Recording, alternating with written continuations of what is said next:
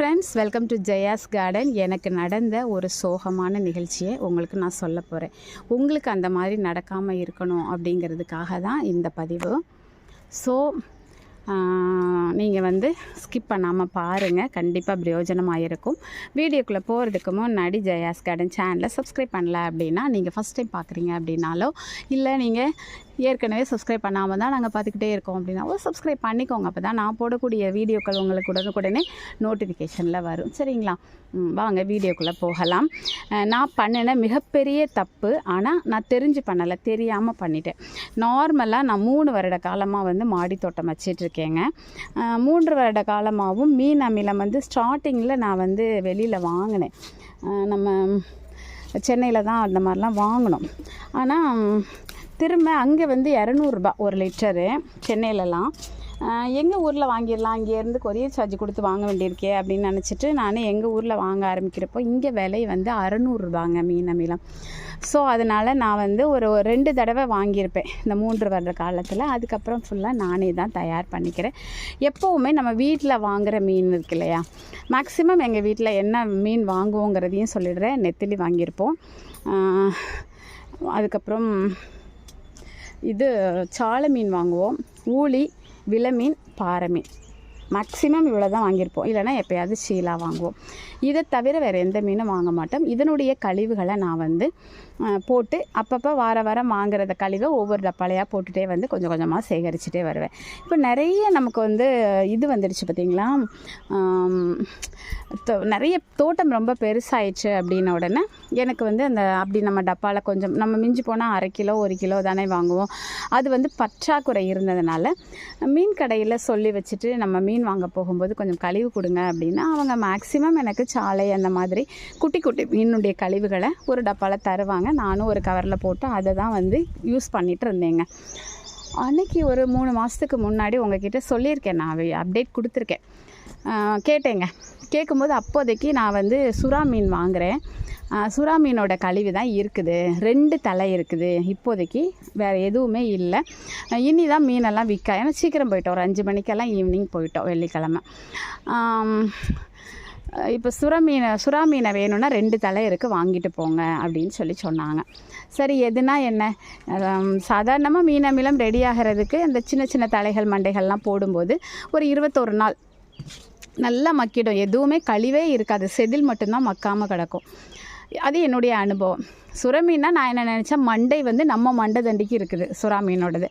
அப்போ அதுக்கு கூட 1 மாதம் கூட ஆகிட்டு போகுது, 2 மாதம் கழித்து நம்ம யூஸ் பண்ணிக்கலாம் அப்படின்னு நினச்சிட்டு நான் வச்சுட்டேங்க. அதுக்கப்புறம் நமக்கு கொஞ்சம் சிக்காயிட்டோம், நம்ம அதை பயன்படுத்தவும் முடியாமல் போனதுனால ஒரு 3 மந்த்ஸ் கழித்து நான் போன வாரத்தில் நம்ம அந்த மீனோட அமிலத்தையும் சேர்த்து மீன் அமிலத்தையும் சேர்த்து நம்ம மண்ணுக்கு கொடுத்தோம். நல்ல வேளை நம்ம அடிக்கலை, ஸ்ப்ரே பண்ணலை, பெஸ்டிசைடாக யூஸ் பண்ணலை.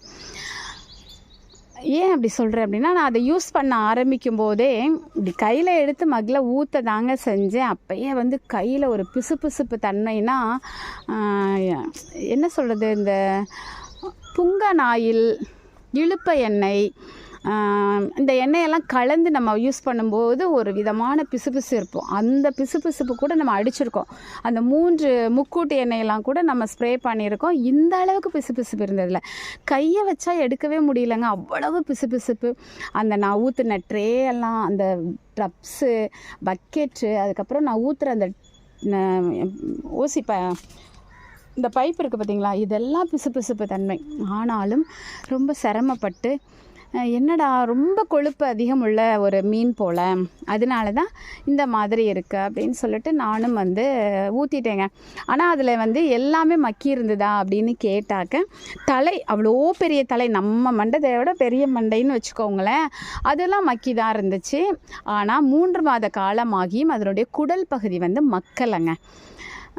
சரி, அப்போ குடல்னால் முழுமையாக குடல் மக்கவே இல்லை, அப்படியே இருந்துச்சு. சரி, அதை மட்டும் எடுத்துட்டேன் நான் தனியாக.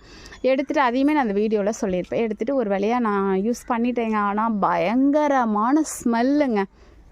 ஸ்மெல்லுன்னா மக்காததுனால ஸ்மெல்லா அப்படின்னா கண்டிப்பாக கிடையாது. அந்த மீன், சுறா மீனை இந்த மீன் அமிலம் தயார் பண்ணும்போது இந்த ஸ்மெல் தான் வரும்னு நினைக்கிறேன். என்னென்னா, முட்டை நிறைய முட்டை கீழே விழுந்து உடஞ்சிச்சுன்னா அந்த இடத்த எவ்வளோ கழுவுனாலும் ஒரு செடி வாடை அடிக்கும்ல, அந்த மாதிரி ஒரு ஸ்மெல்லு. என்ன தான் நம்ம வந்து மேலே ஊற்றினாலும் நம்ம நைட்டியில் எல்லாம் கைப்பட்டிருக்கும் தானே, கைப்பட்டிருக்கு தலையில் அது இது. நான் உடனே முடித்தோடனே எப்போவுமே குளிச்சிடுவேன். ஷாம்பு போட்டு இல்லைன்னா சீயக்காய் போட்டு அந்த வேலை முடித்ததும் போய் குளிக்கிறது வழக்கம். அன்றைக்கி கொஞ்சம் நல்லாவே நிறைய எஃபர்ட் போட்டு குளித்தேன்னு நான் சொல்லணும். ஏன்னா எனக்கு அந்த ஸ்மெல் வந்து ஹெவியாக இருந்ததுனால. ஆனால் குளிச்சுட்டு வந்ததுக்கப்புறமும் என்னுடைய கையை ஸ்மெல் பண்ணி பார்த்தா அந்த ஸ்மெல் போகவே இல்லைங்க. சரி, சோப்பு போட்டு குளித்து போகலை, ஷாம்பு போட்டேன், ஷாம்பு போட்டும் போகலை, சீயக்காய் தேய்ச்சி குளித்து பார்த்தேன், அப்பவும் அந்த ஸ்மெல் போகல. உண்மையாகவே சொல்கிறேன், மறுநாள் எனக்கு ஸ்கூலுக்கு போகவே வெக்கமாக இருந்துச்சுங்க. அந்த மாதிரி ஒரு சிச்சுவேஷன். யார் பக்கத்துலேயும் போயிடக்கூடாது. ஏன்னா வீட்டில் சொல்கிறாங்க, வீட்டில் பிள்ளைங்களும் என்னோடய ஹஸ்பண்டும் சொல்கிறாங்க, பக்கத்துலேயே வர முடியல அப்படின்னு சொல்லிட்டு நான் அன்றைக்கி தனியாக படுத்துக்கிட்டேன். அந்த அளவுக்கு ஸ்மெல் இருக்குது. நான் குளித்ததுக்கப்புறமும் என்னுடைய கையெல்லாம் அவ்வளோ ஸ்மெல்லு. எண்ணெய் தேய்க்கிறேன், என்னென்னவோ பண்ணுறேன், என்னுடைய கையில் வந்து ஒரு செடி வாடை. சரின்னு சொல்லிட்டு நைட்டியெல்லாம் வந்து தனியாக வாஷ் பண்ணோங்க. அந்த நைட்டியை மட்டும் பயங்கர ஸ்மெல் இருக்கேன்னு சொல்லிட்டு தனியாக வேறு ஒரு பக்கெட்டில் வச்சு எல்லா துணியோடு மிக்ஸ் பண்ணாமல் வாஷ் பண்ணாலும் பக்கத்தில் இருக்கிறவங்களாம் தப்பாக நினச்சிருவாங்களோ நினைக்கிற அளவுக்கு அதனுடைய செடி வாடை அடிக்குது. என்னத்தை பண்ணுதுங்க இதுங்க வீட்டில் அப்படிங்க நினச்சிருவாங்க அந்த அளவுக்கு. ஆனாலும் துவைச்சி போட்டுட்டோங்க. ஆனால் அந்த நைட்டி வீட்டுக்குள்ளே கொண்டு வந்தால் கூட அந்த வீடே ஸ்மெல் இருக்குது. ஸோ வெளியே தூக்கி போட்டிருக்கேங்க, மரத்துக்கு மேலே, கொய்யா மரத்துக்கு மேலே. கம்ஃபர்ட் போட்டு பார்க்கணும், அப்படி இல்லைன்னா அந்த நைட்டியை தூர போடணும்னு முடிவு பண்ணியிருக்கேன். புது நைட்டி.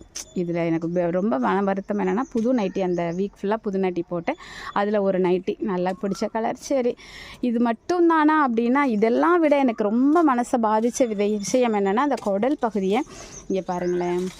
இதில் நான் தோண்டி அடியில் வச்சுட்டேன். ஏன்னா 3 மாதம் ஆன ஒரு குடல் தானே, அதனால் நல்லா வந்து கருவேப்பிலை செடி தான் கொஞ்சம் நல்லா வளரவே மாட்டேக்கா. நம்ம வீட்டில் கருவேப்பிலை வளர்க்குறதுல அது எப்படி இருக்கான்னு பார்த்துக்கோங்க. அதுக்கப்புறம் நான் நல்லா போய் பேசுகிறேன். கருவேப்பிலை தான் நம்ம வீட்டில் வந்து வரவே இல்லாமல் 3 வருஷமாக என்னை கஷ்டப்படுத்தினது. ஆனால் இப்போ ஒரு டீச்சர் வந்து நமக்கு விதை கொடுத்ததுக்கப்புறமா அந்த விதை போட்டதுக்கப்புறம் கருவேப்பிலை அழகாக வந்துச்சு. ஆனாலும் கொஞ்சம் கலர் மஞ்சளாக அப்பப்போ மஞ்சளாக மாறிடுமா, அது கொஞ்சம் நமக்கு கவலையாகவே தான் இருந்தது.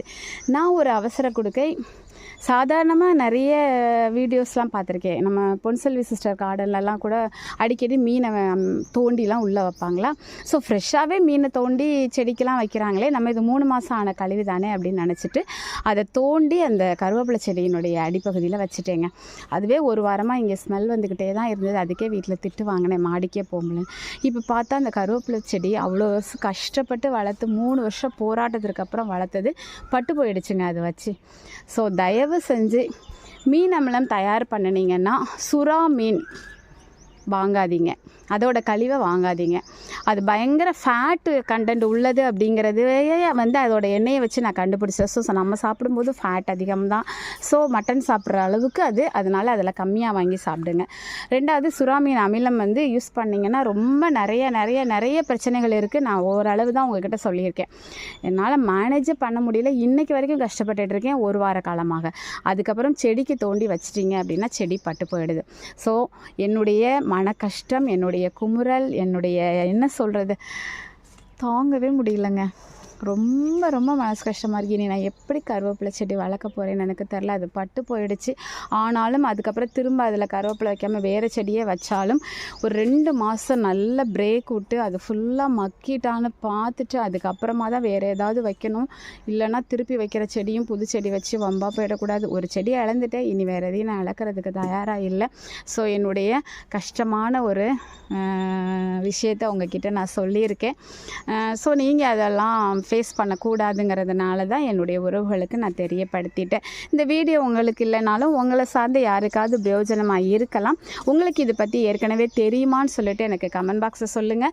வேறு எதுவும் நெகட்டிவ்ஸும் இந்த மாதிரி மீன் அமிலம் தயாரிக்கும் போது இருக்குதாங்கிறதையும் எனக்கு நீங்கள் கமெண்ட் பாக்ஸில் சொல்லுங்கள். இந்த வீடியோ உங்களுக்கு பிரயோஜனமாக இருந்தது அப்படின்னாலும் கமெண்ட் பாக்ஸில் சொல்லுங்கள். ஓகே, வீடியோ பிடிச்சிருந்தால் லைக் பண்ணுங்கள், ஷேர் பண்ணுங்கள், கமெண்ட் பண்ணுங்கள், மறக்காமல் சப்ஸ்கிரைப் பண்ணி சப்போர்ட் பண்ணுங்கள். ஓகேம்மா, happy gardening, take care, bye bye, see you.